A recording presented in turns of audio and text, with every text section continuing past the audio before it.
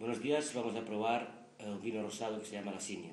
La Signa es un vino de Oriol Rosell, es un vino que está elaborado con la variedad Merlot básicamente, es un 80% de Merlot y luego tiene el 20% restante de la variedad Syrah.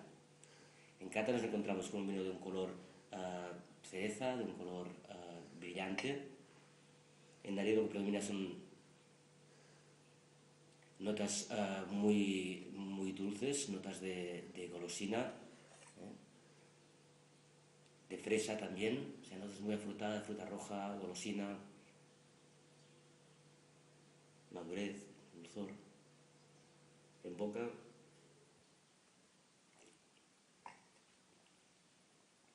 es muy agradable, con muy buena acidez, es un vino goloso, largo, tiene unas sensaciones de frescura, de fruta, vuelve a salir otra vez de la fruta esta fresa ácida, que lo que hace es limpiar la boca mucho y me queda un posgusto final largo y muy agradable.